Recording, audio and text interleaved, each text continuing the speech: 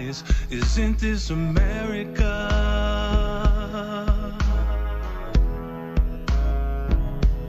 Or is this America all a lie? Of the freedom of speech, somewhere I read. Of the freedom of press, somewhere I read. That the greatness of America is the right to protest far right. How can I pledge allegiance to a country built on lies? Or raise my children to believe they're equal in its eyes? My leaders are assassinated for speaking their mind. All right, welcome back to At the Round Table with MAMLEO. Our sponsor is in from the Money Store, Cora Holbrook. I like it, the Money Store. I was growing up, they always told me there was the money don't grow on trees. Now I find out there's a money store. But brains grow on trees, in Braintree. Oh, Braintree. I like that. I'm just kidding. No, I like that. I like that humor. Hey, that is funny. Yeah. Welcome back to At the Round Table with MAMLEO. I'm your host, Larry Olsen. In the studio with my brother from the Rhodes Scholar, we call him now. Dr. Rhodes is in with us. Good morning, my brother. How are you? Good morning. How are you? Good. And Dr. Bradley is off today, a well-deserved day off. The doctor is out today. So if you need your checkup from the neck up, he'll be back in next weekend. But we are glad to have in studio with us this morning. And folks, again, the call-in number is 617-282-0685. 617-282-0685. It's been a minute since they've been in, but they've been out on the road putting these workshops on. I know I've attended several with Cora Holbrook. She's with the Money Store, and her her number is 508-443-6915. And Samuel Reimer from KR Boston. Yeah. Sorry. Is that Keller? KR Boston. KR Boston Real Estate. And his phone number is 617-775-3074. These are not strangers to the broadcast. They've been in here numerous times. And, there's been a lot of changes, a lot of updates in how real estate operates, how, the prices in Boston in particular, the average price for a home in Boston has approached $900,000. $900,000 they're saying is the average price. So you're probably paying a lot of instances more for rent than for home ownership. So they're going to give you some tips on how you can they're offering some free workshops. Like I said, I've attended several of them, and I can tell you they're very informative, and you couldn't have two better in the business this morning here to help you. So if you want to give them a call, if you have any questions as it relates to real estate, as well as the 1031 exchange, yes, which they're going to explain because even I'm not familiar with that, and also update us as well on what this new law about real estates and now the percentages that you have. Sure. So we're going to talk about that. But again, good morning. Good morning. Sam. Thank you so much for having me. Absolutely. So you folks, tell where we want to dive right in here. Let's talk a little bit about your upcoming workshop that you have, and then we'll get into a lot of logistics. Great. So what we're looking to do is, are you good, Cameron? We want to educate the community as much as we can on the home buying process. It's such a great opportunity, and the city's giving away so much, have so much support for home buyers. So it's just a lot of times just the education.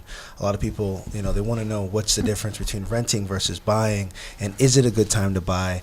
And I think just there's so much information out there. It's just information overload. And so what Cora and we get together and we bring in experts in the industry, and we try to break it down so it's very simple and understandable for people to understand the pathway to home ownership. So we have our next seminar coming up next Saturday. Yeah, next Saturday. That's 12:32. Saturday, May 11th, 2024, from 12:30 to 3 p.m. at the Adams Street Public Library at 690 Adams Street. Again, that's from 12:30 to 3 p.m. The Boston Public Library at 690 Adams Street. And you can register. There's a QR code on here, but it'll be on our website. Right. But events.blackbirdsrsvp, that's one word, events.blackbirdsrsvp.com/homebuyer/ ed/MAY May. So Right. And the easiest way to register is probably just to give me a call. 617-775-3074 will get you registered. And we put these on a consistent basis. We try to do 1 to 2 a month. And really in the underserved communities, really it's like Dorchester, Mattapan, Brockton. We're there, and we're expanding. We're planning to do one in Malden soon. So we're looking to again educate the community because everything starts there. So like I said, these workshops have been extremely informative. So I guess the question a lot of people are asking, what they're seeing these home prices are, and you just alluded to that there is a lot of assistance. A lot of people don't understand how to navigate through that to be able to apply for the assistance. What's the first step? I know we've gone over this, but for a newer listener, what's the first step for someone that is interested in thinking of buying rather than renting, or they've never rented before but now they want to go into the home buyer show? Where should they start? I mean, I think they should start at your workshop, but if they're not listening or if they're not able to go to the workshop, like what would you have told them in the workshop? The first step really is to get pre-approved for and speak to a loan officer and to find out what they can qualify for. And also during so when you say what they can qualify, just for clarification, I know what you mean, but the average person, when you say what they can qualify, meaning for financing assistance, right? How much they can borrow? Yes. And what are some of the factors in qualifying for? Because there's a pre-approval, which people think sometimes is to get pre-approved that they're all set. That's just preliminary. Yes. And then there's the process of doing the background. Yes. What's the process for getting a preliminary approval? Yes. The first thing that we really looked into as a lender is their credit. How is their credit? Okay. And it's not just the credit score, but it's also what's in the credit report. How much they owe, what do they owe, do they have collection, do they have late payments. Those are things that we look at because these factors impact the decision on the loan. So for instance, if you have a lot of even if you're paying, but if you have a lot of open credit cards or open credit, that affects your score. Well, that affect your it does affect the score, but also the proportion of what is the balance versus the limit. The higher the balance versus the limit, the lower the credit score will be. And of course what they're paying for their debts also impact the loan because that goes into the debt ratio. So we look into that as well. So it sounds like to me like it's good to have the credit card, but to make sure that you don't owe any money on the credit cards. Well, at least don't go over 50%. Keep it under 50%. The ideal percentage would be 30%. So and so to that regard as well, there is a formula, right? That your debt credit ratio. Yes. So like what's that percentage of your debt? Well, ideally they should not go more than the total debt ratio. So they should not go more than 45% of their total income, and the 45% will already include what they're going to pay for the mortgage. So that's why it's very important that they go to a loan officer and ask for a consultation so that they will understand how much they will qualify for, what do they have to pay every month, and then plus we add up all what they're paying on their credit cards, if they have installment loans like student loans and car loans. So just make a note that on student loans, a lot of people have students who graduated and home buyers now, they think that if their loan is deferred, the student loan is deferred, we don't count that. No, if their student loan is still deferred, there is a formula that Fannie Mae, Freddie Mac, and FHA loans ask us to use to calculate what the potential monthly payment will be. So student loans will always be included. Oh, okay. So Cora's your money person, and she's the one that you would contact if you're definitely looking to find out if you get pre-approved and financing. And then we have Sam here. Sam is the real estate guy. So Sam, we just saw recently where the average home on Boston is $900,000. So that means that it's mushrooms out. So I'm sure it's not much different in the surrounding towns in the Boston area. What is your recommendation to people? I know they come to your class and they have this expectation. I go through this workshop, and now I'm ready to buy. Right. What's the first step? And like I said, Cord says, okay, this is the amount that you can afford to purchase. Is this price range pricing people out, even though after they attend these workshops? What's the realistic that they're going to be able to buy?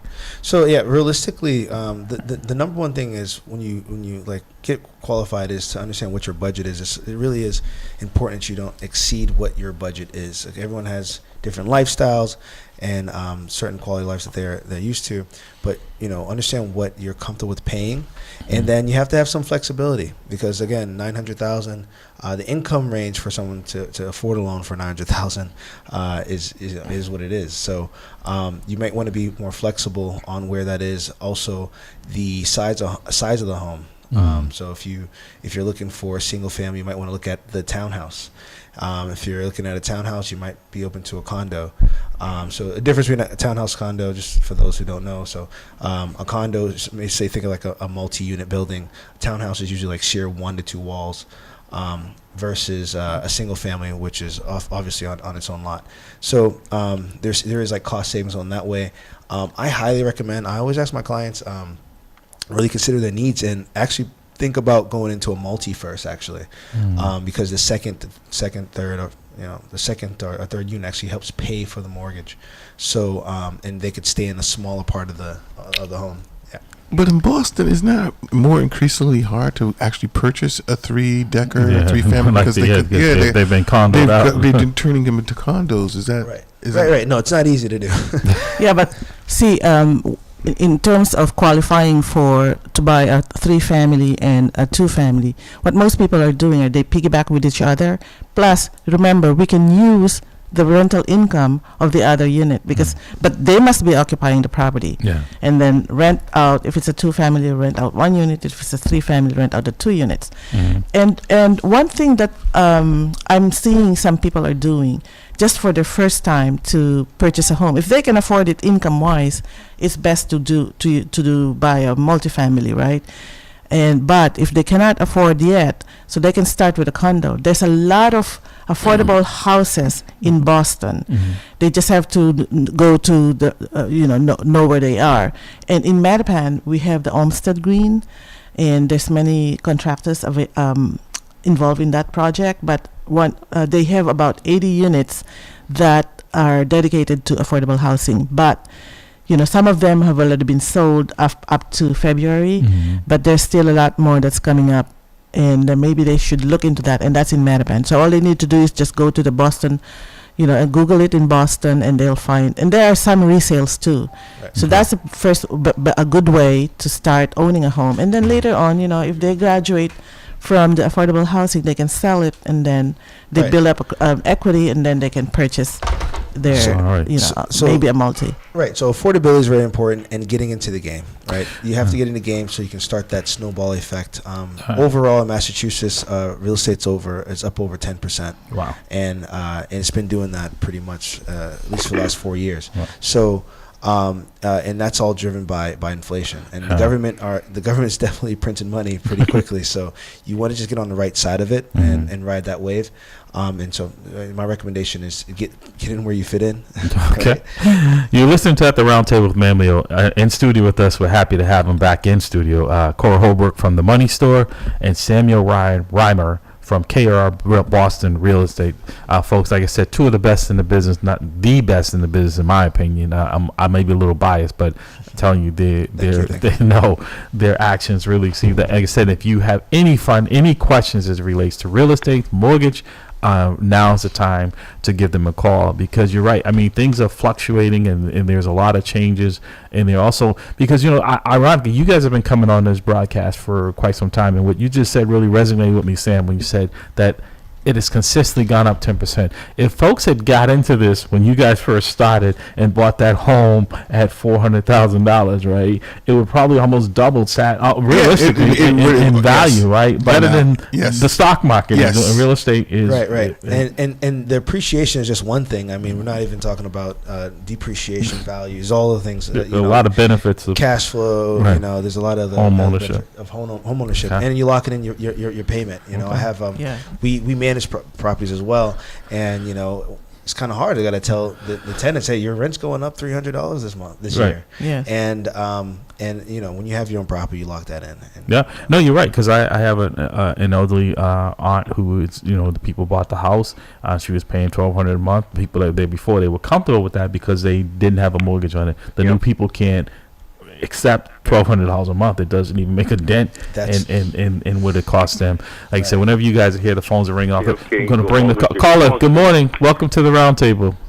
Good morning. Good morning. You have a question? This is more of a political question, but it still ties into real estate. How come these elected officials like to brag about being homeowners, but yet I, as an individual, can't get one because they're not teaching me how to fish. Instead, they just give me fishes. So, in other words, they're not showing me how they became homeowners. All they're just doing is giving me the same old wet drinker. So, caller, well, one of the solutions to your problem is to attend this workshop at next Saturday at the Adams Library, 12:30 to 3 at the Boston Public Library, 680 Adams Street. Cora Holbrook, along with other experts in this field, that's where you start. I tell folks, you always make a mistake if you're depending on the government to help you out of your problems. Usually, they are the problem, right? So, I feel like you want to go to folks like this to assist you who are knowledgeable. And I mean, I don't think there are any elected officials. Most of them, a lot of times they'll boast about like some of the, I'm a lawyer, but you're a city councilor, so you're not practicing. So really, you're just a city council with a law license.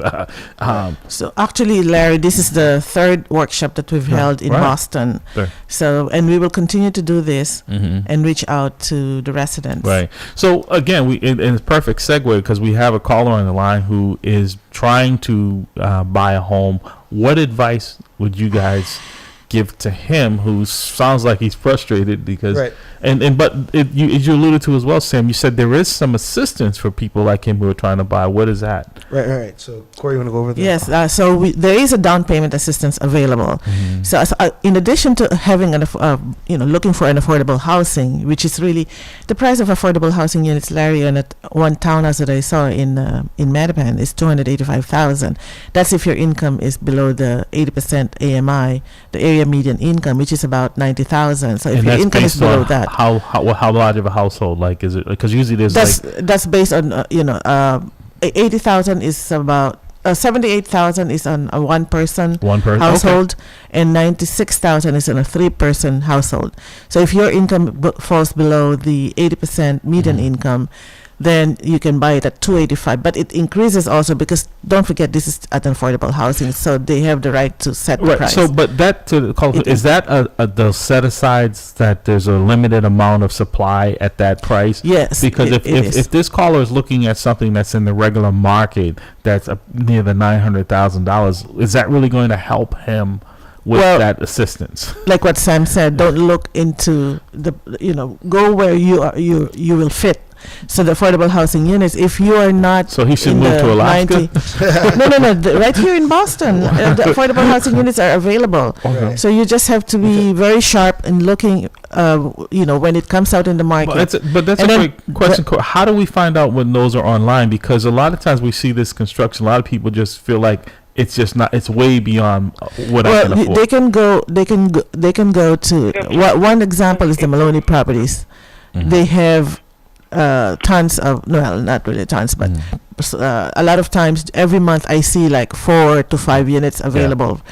Of course this is by lottery, but if you don't try, you just have to keep trying. If you don't try, no pain, no gain. So and then the down payment assistance, Larry. Okay. The down payment assistance is at least $30,000, and then that's for mass housing. That's the state program. But there's also a program by FHA, which is called Arrive, where you can get 3.5% down payment. The full down payment needed to purchase a home, to get a loan, is free, 0%, no monthly payment, and it's forgivable after 3 years. They just have to be able to pay every month for 3 years, and after that it's forgivable. Then there's also 5%. Right. So that's where I think the problem comes in for a lot of people, right? Is that maybe they just squeak over the finish line to be able to get in.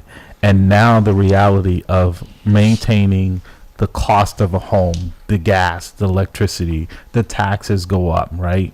There's a maintenance. So you're looking at on a $900,000 home, even if you don't qualify for any of these programs, you're somewhere right around, is it 10 to 15% or 20% that you have to put down? No, well, 3.5% is FHA. I mean, if you're a first-time home buyer, you're at conventional is 3%. Right.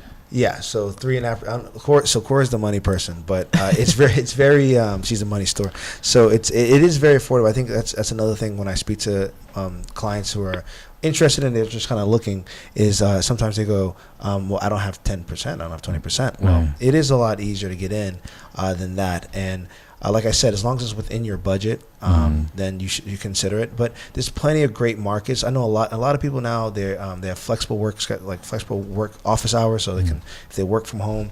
Being in the city may not be the only place. Maybe you want to look at Randolph or Framingham or even Brockton's still a good, good market. Avon. There are secondary markets that's outside of Boston proper. That's still a good commute into the city when you have to come into the office. But those towns that you just mentioned, like Boston, it directly comes from the city. There are some state programs, but there are probably more opportunities for assistance in Boston than you would in Avon. Are there any programs like that mirror what Boston is doing? Yes, for assistance. There are stuff. Each town has their own, and there are statewide programs as well as.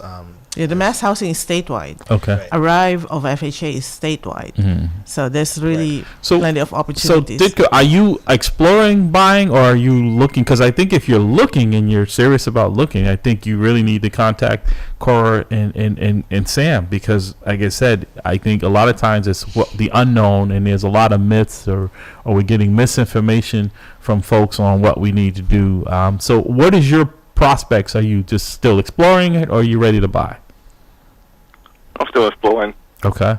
So now that's a great point as well, because I think also you still probably need to contact so they can get you in position so you move to the next step. What's the next step for I was just about to say that you want to get a good team around you. It's like that's the big thing. That's why you guys we got the best team in town. Who do you have working with you? So again, those opportunities that Cora was speaking about, those listings are stuff that we can send out to you, so you get them when they come out. Some of the stuff is just you have to go to the website and visit. Some of it is kind of like grunt work, but especially for the affordable housing, and it is very competitive, but it is a competitive.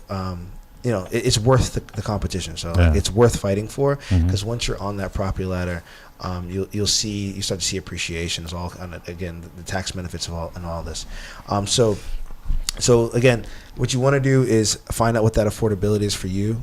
You do calculate, again, so the same thing, you're going to have electric bill. When you own a house, you have an electric bill when you're renting. All right. The gas bill, maybe some of that stuff is included. But again, that's all stuff you calculate. You make sure that it's affordable for you. And if that means you need to go out an hour, like I had a client, they wanted Everett, but eventually, you know what? They had to get their first home. They had to go.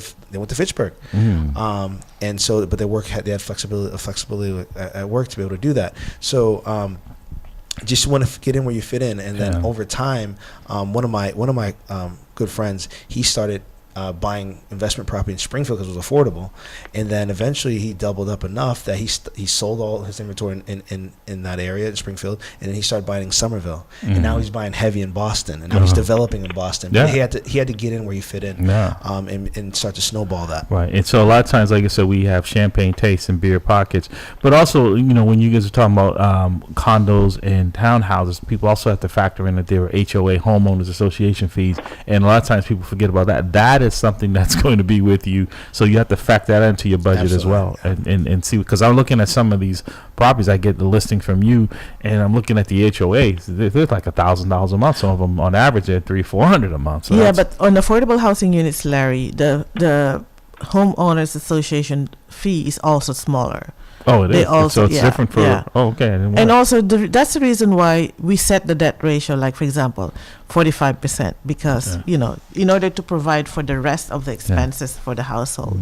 So that's, So I want to talk about interest rates, because that seems to be the folks who now are wondering, do I wait? Because there was early on, there was a rumor that the Feds would probably make 2 or 3 rate Yeah. cuts this This year. year, for the rest Now of it the looks year. like they're pumping the brakes, that may not happen. But I bought my first home in the 80s, back, you know, during the dinosaur era.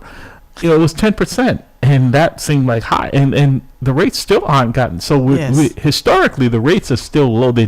We got spoiled with the 2 and 3, 4%. yes. That 7 and 8% seems like extremely high. But I guess too, when you factor in the cost of homes have increased dramatically. One of the homes I bought brand new, and I thought I'd never get my money back in Boston. It was $135,000. I'm like, oh, I'll never recover from this. And now It's like I- 10 times. Yeah, I'm merging it. It's one of the best investments I made. But what do you say to people who are on the fence about because of Can I- interest rates? Yeah. Can I borrow one of her lines? Sure. What is it?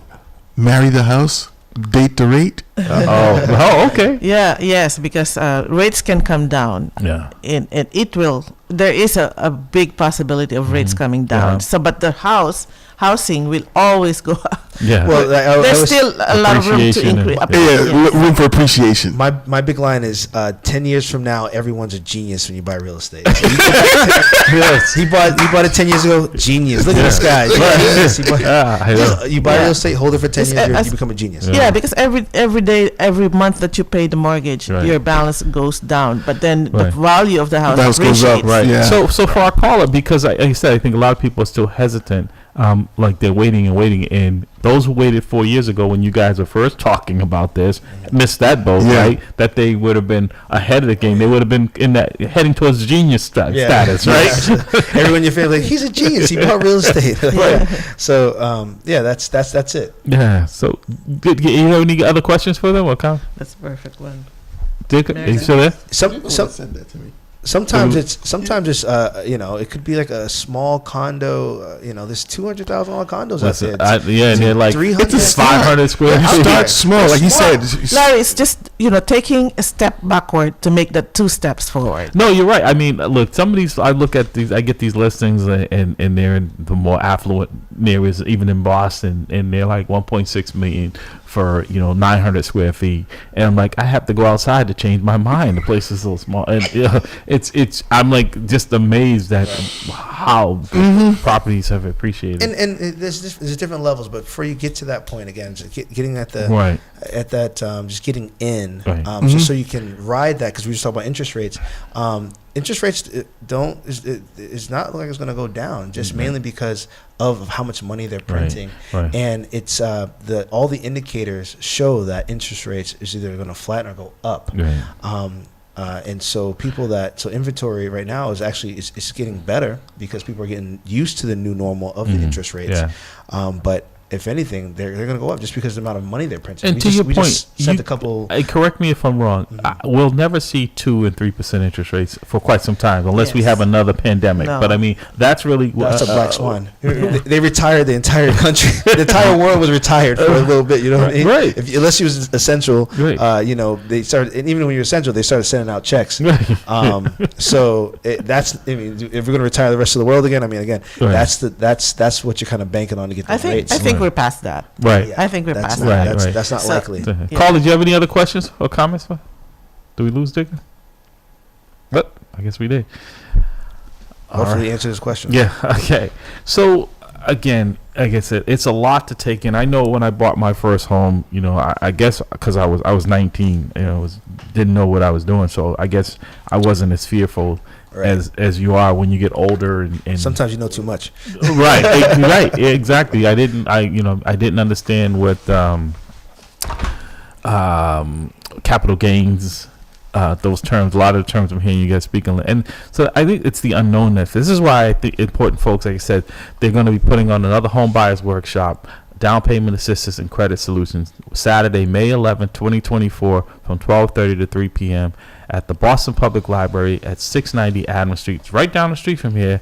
Boston, Mass. Said give Sam a call if you want to register with him. You can give him a call at 617-775-3074. Sam Cora will be there along with the other crew members they bring in. Like I said, they bring in some of the support system, the folks who are helping with mass housing. I know was at some of these, helping with the financial assistance.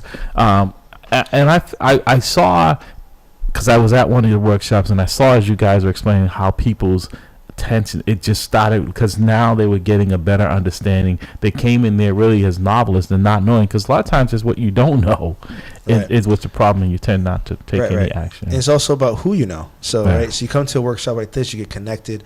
We bring attorneys in so you understand the legal process. We bring specialists, 1031 for investors, 1031. But you also bring relationships. This was a relationship. We've been partnering with you guys for quite some time, so I think there's a credibility with MAMLEO in bringing people in who we know are going to do right by our listeners, and that's important as well. Right, 100%. 100%. When you're referred into by someone that you trust, it's good, especially when you're entering a field like, again, the fear of the unknown is really stifling to a lot of people, and they're losing a lot of opportunity because of the unknown.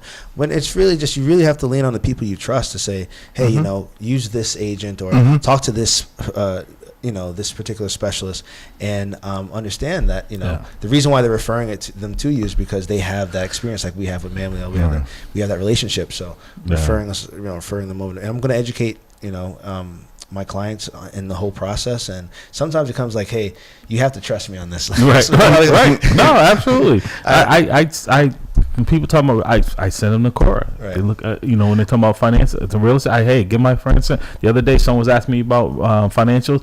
I called him. I was having lunch with him. I said, hey, we'll call him now, because we also have to build, because I trust, because a lot of times we walk into a building, or we call up, we go through the phone book. We don't know those people, and they're all there to make a buck. And you guys, this is your business, but it's also, we know that you're going to give them the humanity, and that's important, that they're going to be comfortable. Like, it's not some scam of somebody, and you guys have been in the business for quite some time. You're not novelists at this, so they're getting those years of experience, which is important, especially when you're making a purchase of a home. Is probably the largest investment most people will ever make, unless you're buying an airplane, but most people, home ownership.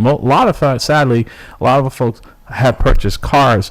And I tell people sometimes, like, you're spending $100,000 on a car that's depreciating in value, right? Yes. And I've been fortunate, not one property, as you said, if they had bought 4 years ago, a car 4 years ago, it's not worth a third of what they paid for it. If they bought a home 4 years ago, it has increased in value. Yes. Cars depreciate in value. Right, considerably. Yeah. So, and if they're planning to purchase a home, they should just stay, if they really need to buy a car, just get the second hand. I drive a 2005 F-150 because I know cars are not investment.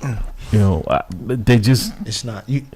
There's a book, Rich Dad Poor Dad by Robert Kiyosaki. Great book, one of the first ones I've ever read. And it's like understanding what an asset is. Yes. Versus a liability. Versus a liability. Right. I know it sounds basic, but you have to educate yourself. You have to understand the difference. And people think, I'm invested in my shoe collection or my watch, unless it's a Rolex, and my watch collection. Like, no, those are not. Those are not assets. And those are luxuries if you've gotten other things in order and you have some disposable cash. Like I said, I always felt better when I was going out and purchasing something, and after my tenants had paid, I'm like, well, realistically, I'm not paying for this. Somebody else, the income from that, I felt better when I spent it rather than my working, going and staying out doing a road detail for 8 hours, and my back is sore and I'm dusty, and I don't want to spend that on something frivolous. Right. Ideally, you're taking your ordinary income and you're buying assets that's going to pay you and help you retire, right? So I always recommend clients buy a multifamily for your first 2 to 3 properties. Like, buy your first one, buy another one, 2 to 3 years after that, if you can, and then one more, and then buy your single family, and then buy the condo you want. Because, like you said, that is the income from those properties will pay Yeah. For the other ones. for the other So- ones. Yes. And Because the other, yeah. No, can you explain to people who is a first-time home buyer? Because I think also there's some misconception that if you already own a home, you don't no longer qualify for a first-time home buyer. Yeah. Well, actually, first-time home buyers is supposed to be anybody who has not owned a home or who has owned a home 3 years ago, but they gave it up. Now, they can be a second-time home buyer, but they can still qualify for. They will not be able to qualify for affordable housing units or the down payment assistance, but they can still qualify for the for the program of say the Home Possible 3% down payment. They can still qualify for that. If they're going to move into the unit. Well, there's a lot of reasons why you want to move away from what you already have. So there's still an opportunity to purchase another home, Right. with a low down payment. Yeah, right. So if you bought a home and then you sold it, 3 years have passed, you can actually use it again. There's a lot of opportunities. And I want to kind of backtrack what you said about we're talking about people already owning. Another thing is what I found is maybe they have already bought that condo and that second time homeowner, Yes. or they bought the single and now they're like, wow, either the payments are high or they're ready to become an investor. Selling that first property and buying a investment with those proceeds is actually a really good move. Or they can take the equity and use the equity for the next down payment. Right. They could do a cash out refi or something like that. But Yes. if you have Well, home equity nowadays is more viable because of the interest rate. Because if they refinance the current home, the interest rate is much higher. But now with the new tax changes, the equity is no longer deductible, and the interest is no longer deductible. Yes, but it's okay because they can use that equity and purchase a home. Then the new home Pays for it. Yes. No. But see, you guys are giving them solutions as part of it. This is why I love when you guys come on, because there is so many other ways to skin a cat, right? Right. Right. And speaking of, let's talk a little bit about the 1031 exchange for folks who they hear that out there. What is the 1031 exchange for our listening audience? Right. So basically, it's a method. It's a method to defer your taxes on your gains, on your capital gains, so you don't have to pay taxes on them for more investment. So it was invented in the early 1900s, and it has made some reiterations, but it's been in the books for a long time. So it's not like anything new, but it's a way that the wealthy's they've been using this. Yeah, no one told me when I bought my first home and the capital gains was a lot higher. Had I known about 1031 exchange, If you sell, I wouldn't have had to give that money away. Right. We had one woman that came to one of my workshops. She was like, "Yeah, I just sold 6 houses." I'm like, "Oh, great! You must have made out really well in your 1031." And she's like, "What's a 1031?" I'm like, "Wow!" Like, wow! No one explained to you what a 1031 exchange was. And so she paid taxes. She sold it and she just paid up the taxes, and see it as an interest-free loan that is not even payable when you pass and your heirs inherit it. It just steps up to the new basis, and so it's just like an interest-free loan for the government to build your wealth for your family. So a 1031 exchange, basically, you just defer the taxes. So an example would be on investment, not on your primary residence, but say the residence that you're not living in. When you sell that property, the government wants their money on you On will be demand. taxed on the So if you capital bought it- gains. Right. So if you bought it for $250 and you sold it for $500, that's $250,000 in profit in capital gains. So the government wants their 30%, 40%, Yes. whatever your bracket is. Yes. So what this allows is foregoing paying that. So in that example of 250,000, 40%, you're looking at $100,000 that you don't need to pay the government right now. Right. So you can take that $100,000 to Yeah, give it to Uncle reinvest in Sam, it or- buy another property with it. Right. Right, buy another property. So with They it. weren't there so for what any the of the plumbing 1031 problems. exchange does is that 100,000 equity that they will be gaining from the sale of the house, they put it in an escrow account, which is the 1031 through a 1031 So, exchange agent, and then you don't. That's why, and then you use that to purchase another. Right, so you're like-kind limited to property. what you can use it for. You can't go out and buy that new car. It should with be it. yeah no Right, it has no. to be like, you can like-kind exchange. Right, that's what they call. Right, Yeah, that's so a more it gets- familiar term. Again, it might get a little like I guess detailed. Like I don't want to get we don't have to go too much into the weeds on that. But again, finding the people to partner with to walk you through that process is ideal method. But so the one of the big rules is they said you really can't touch the money. They don't want when the property is sold, the investment property is sold, they want it to go to a qualified intermediary that they will take the money and they hold it in their escrow until you find a replacement property. Now, the question, because some people are probably asking, and I know the answer, is that let's use that $250,000 profit that you talk about, the like-kind exchange. Do you have to put the whole thing in there? Or can you put, or is it just a percentage of what the government would get? So 100% of the capital gain. So all of the money needs to go. You can't touch any of it. Okay. Whatever you touch is considered what they call it a boot, and that will be taxed at that point. So you can pull some out. You just have to pay taxes on that percentage. Whatever that you took out and used for something else. So okay. So if you but there's a limit on the holding period. You can only it only lasts for 6 months. Go ahead, Sam. Right. So once you sell the property, they give you 45 days to identify the property, and then you have 180 days to close on the property. So I have one client who just sold their house here in Dorchester, actually, and they're going to actually build. And so the problem is that builder has to build it within 6 months, right? Because they need to take possession of the property in order to qualify for the exchange. So again, and they give you 180 days to actually close on it. So that's not a long time, especially when considering the bigger transactions. So the other thing is that if you live in a home and you sell it to your primary residence and you make a capital gain, you do have to. But there is there's a $250,000 exemption, and if you're married, each person gets $250,000. So a lot of people aren't familiar that there are some benefits to being married. Hold on now. I don't know if it outweighs it, right? Hold on. My wife's listening to this right now. I gotta go home and eat. I'll just tell you that there's a man by resident agent Orange who uses all the benefits of marriage. So even in death. Right. I mean, there's real estate investors that use that exact the fact that you are protected for that 500,000. They call it like live-in flips, where they live in the property. They're protected for 500,000, 250. And they'll live in the property, renovate the property, sell it within 2 to 3 years, and every 2 to 3 years they're doing the same thing. That's their job, is to find property that needs to be. I believe like there's the home and garden shows or TV, reality TV stars that do that, and that's all they do. That's all they do. They live their life. They vacation all year, but they sell every 3 years with a new home. Yeah. So Cora, I want to flip to you for. So where are we at? I know it fluctuates depending on which mortgage company or which bank, but what's the going rate estimate on mortgage interest rates today?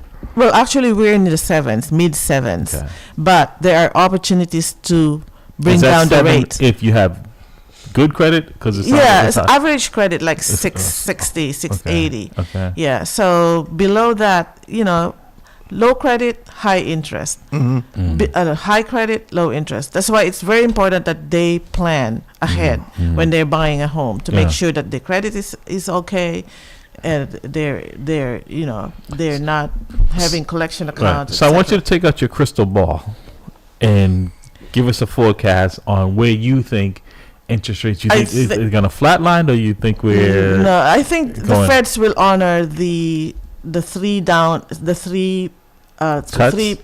Okay. I think the Feds will honor that. Well, when do you think we might see? I know they're meeting in a couple of months. We're probably looking in the sixes. Okay. And then, so depending on how the market performs, I think we are looking into at least 6%. But people always think that when the Feds cut, that somehow that there's an immediate effect from mortgage. No.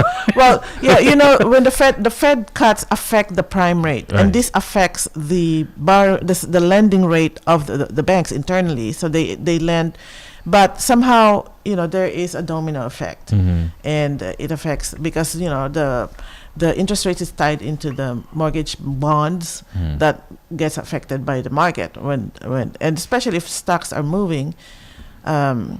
then the rates are also So are you competing with that. Are you guys seeing people now? Because usually, historically, spring, this time of the year, people start looking and kind of hunker down for the winter unless they absolutely have to buy. People don't want to be out. Yeah. But are you starting to see it open up? Yes. People buying? I mean, you said there's more in supply now, or are you seeing more people looking for mortgages? Well, as even the at interest these rates go down, you'll construction will start to rise. Yes. Well, interest rates probably aren't going down, but what we are seeing is people, the normalization of the interest rates of like people like, okay, this is the new normal, and so they're more comfortable. Remember, housing is a need. It's not. Right, it's right, but also because I think even last time you guys were on, people were paying above asking price. Are you seeing as much of Yes. that We're now? still seeing You're those. still wow. I thought It's a supply and demand. Okay. Right, and so Yes. right now, I think we clocked for last month is the fourth lowest supply for March Oh, wow. since the is that just in since Boston we've or been the state? Are you tracking? for Massachusetts. Oh, wow. So since we started tracking, so since the realtor organization started tracking, so inventory is still low, but at the same time, people you still have to. As he says, it's a need. It's a need. It's a need. It's not a want. It's not a desire. It's a need. It's a need. And one of the things I'd like to say is, like, as far as an investment goes, people like stocks, bonds, all these things and stuff like that. This is the only investment you actually practically live in. Okay, There's a lot more utility to Well, to some of them live in their cars, not by choice. Yeah, but but it's not illegal. Okay? yeah, but like what Sam said earlier, just widen your fishing ground. Yeah. When you are looking, and chances are you'll find something. And I have not seen anyone who who have persistently looked and have not found. No. You just have to have the perseverance, the persistence to go and look. And also, you have to be realistic about, like I said, we used to be Lifestyles of the Rich and Famous, Robin Leach, Champagne Taste, Caviar. Yeah. But we all, we go and when you go look at a model house, that's the whole purpose, to get you hooked. Like it's like a drug. Yes. You want everything in there, and you think then they go show you the one that you can get, and it's it's stripped down, right? It's like the car. Right. We want all the bells and whistles. Yes. So people also have to be realistic about what. I like what Sam said. Get in to where you fit in. I like that. Right. Yeah. Get in Well, where you yeah, fit. exactly. Yeah, that's like I said. You gotta Those suits you had 10 years ago, you can't fit in them. No, anymore. you got to start with. Yeah, exactly. You got to start somewhere. Unless you pass the Hobbs here, he still has all his. Yeah, I know. He's a shot. He's the same as He's a shot. Yeah, the shot. That's he's excluded from this. Right, and I think another big thing is, as far as I want to get in where you fit in, is really it's a lot of mindset. Yeah. Because a lot of people, the reason why they say that housing is unaffordable, but their lifestyle makes it kind of hard to get. I know some people that They don't want to cut back on anything. exactly. They will, well, what I always tell my client, just tighten the belt Yeah. just tighten the belt when and you are so, going so- to buy a house. Right, it's like it's really sitting down and making that home ownership that goal. Yeah. And when you sit Yeah. down and say that is the goal, Yeah. you cut back on the Starbucks. Right. You cut back on the Yeah. on some of the I just heard that vacations. people aren't buying Starbucks. It's As got much- so expensive. Yeah, I they mean, will tell you that. $7 for a coffee. Yeah, Right? and So- people don't really. Sam, you know what's funny? You say that, and I apologize for interrupting you because I was giving some advice a few years ago to one of my coworkers. I want to buy a house, and I noticed every day he came in with this. I don't know how they categorize because I don't shop. I don't drink coffee from Starbucks. I drink Venti, whatever. And I said to him, because he was saying he wants to buy a house. I said, and he said, and he goes to Starbucks and he goes to Dunkin' Donuts. I said, you're probably spending about $20 a day, and that may not seem like a much, right? I said, but you can go and get the K cups, or you can go get regular coffee, which is even Yes. cheaper That's because exactly- the K Yes. cups are more expensive. I said, how much? Just add up how much you spend a month. Yes. Just on Dunkin' Donuts and Starbucks, right? And I gave him I went online and I printed out. There's a form that you can print out with your expenses. And he said, Larry, I did it. He said, I was scared to look at it. He said, I couldn't believe how much a year I was spending just on coffee. And he said, even got my wife to stop smoking, right? And that itself, he said, within 2 years, we'll have a down payment. Yeah. It's amazing. It Yeah. doesn't even take too much of an adjustment. Yeah. The thing is, like I speak to a lot of people, like they say they want the house, but the actions that they're doing, it does not line. Counter. It's counter. Yeah. Like what I'm not gonna. They probably know if they're listening. They know who they are. It's just like they had their kid's birthday on a cruise line. On a cruise line, but they want to buy a house. Yeah. So they're renting, but you having everyone to come. I'm like, no, listen, I can't make it. I used to walk. I used to walk to work, and some of my friends would laugh at me because they had cars and they were eating at Legals, and I'm like, yeah, okay, and I'm laughing all the way to the bank after because I knew that I wanted to buy this house. I couldn't do both. Right. If I had a car at that age, the insurance was going to be through the roof, and the money that I would have had to spend on it. Right. So I was like, I took advantage. I was living at home. Right. I took advantage. I gave my mom a rent, but it enabled me. Right. And a lot of them say, man, I wish I had listened, because when you're young, you figure you got all the time in the world. It's all mindset. Yes. This whole thing is all mindset. But Sam, before we go, because you guys come here. The hour goes. There's been some dramatic changes in the percentages of brokers. How's that new formula working now? Can you explain to people? Like, we're talking about the new that lawsuit. Yes. NAR. Because like before, it was almost like you had no choice. There was a 5% or whatever. So and this affects the buyers actually. Right. So it's best to explain. Yeah, I'll talk about it, and I'll let you know from my opinion who's affected the most by this ruling. So basically, he's in the too. He's looking good. So basically, historically, what it was, the listing agent will negotiate the broker's fee for both the listing agent and the buyer's agent. So let's say there is no average, but let's say it's 5%, right? And so the listing agent will say, all right, I'm going to take 2.5, and whoever brings me the buyer, I'll give them 3.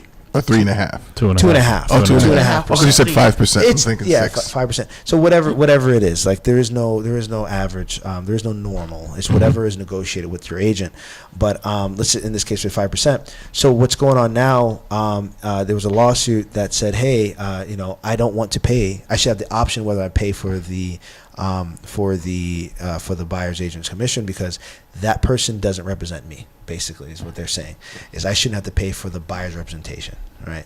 And so what's happening now is during the when you list your property, it's always been the case. I feel you can negotiate what you like, but it's just not. I guess the lawsuit was saying that it was standard. So, but either way, so you have the option. You can say, I'm not going to pay for the seller, I'm not going to pay the buyer's agent the 2.5%, or I'm going to give them $10,000 towards the commission, or some kind of concession.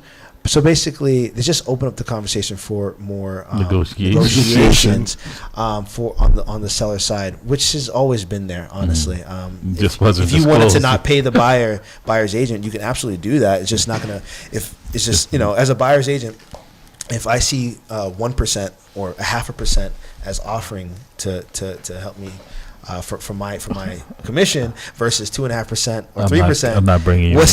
I'm not gonna really no incentive. You're not gonna really know. There's no incentive. You're not paying me. So, but what's happening now is basically the big change. Is basically gonna say is with buyers agents are now gonna have to sign agreements with their buyer. I was trained that way, and I've been doing it from the beginning, so it doesn't really affect me. But if there is buyers agents that were taking people out without agreements, that's going to stop now, right? Because in order for you to get compensated, you need to have a pretty much like the buyer's equivalent of a listing agreement, saying how much your commission is. Has to be flat out exactly how much that's going to be, whether it's 2%, 2.5%, 3%, whatever you charge, and that agreement is with the buyer now. And so when you put in an offer to buy a home, you're going to put in your offer, hey, you Mr. Seller, please compensate my buyer's agent for 2.5%. Or some kind of concession towards it. Wow, folks. That's quite a bit. We have complete run out of time. So again, no. The Home Buyer Down Payment Assistance and Credit Solutions Seminar Workshop is next Saturday, May 11th, 2024, from 12:30 to 3 p.m. at the Boston Public Library, 690 Adams Street, Boston, Mass. And two of the stars, Cora Holbrook from the Money Store, and you can reach her at 508-345-4726, and Samuel Reimer at from KR Realtors in Boston at 617-775-3074. That's 617-775-3074. And I wasn't able to tell you my opinion on who it affects the most. Come to the seminar and I'll tell you. Absolutely. Listen, it would be, if you guys could call in during our 8 o'clock hour. I know you're going to be getting ready for this, and then we would be more than happy to promote it a little bit, getting folks down there next Saturday morning. During the seminar, they will also have the opportunity to know about budgeting. We have a budget sheet that they I'll can bring my use. wife. Well, you're going to be in trouble after this. I'll tell you. I'll just give you the sheet, Larry. I'm not coming around you. Samuel Ryder, Cora Holbrook, thank you both. Like I said, Cora is our sponsor, so we always have to have her, make room for her. Thank you so much for Thank you, Larry. at the round table. Like I said, we look forward to again, folks. Again, the seminar, the workshop is Saturday, May 11, 2020, from 12:30 to 3 at the Boston Public Library at 690 Adams Street, Boston. It's good thing you guys didn't do this. The closed streets is tomorrow. We're going to do it every month. No, I'm saying they're closing down the streets tomorrow. That would have been an issue if it had been a Saturday. You'd have been in trouble because City of Open Streets is tomorrow. So, again, thank you, folks. Appreciate it. Folks, you've been listening to At the Round Table with MAMLEO. Thank you so take much. a break. We'll be right back. Have a beautiful day, everyone. Yes, absolutely. Cause I still believe that anything is possible as long as you work hard. Hustle real hard, hustle real hard, hustle real hard, hustle so if I never see ya, never get the chance to meet ya, no, I came up from the bottom all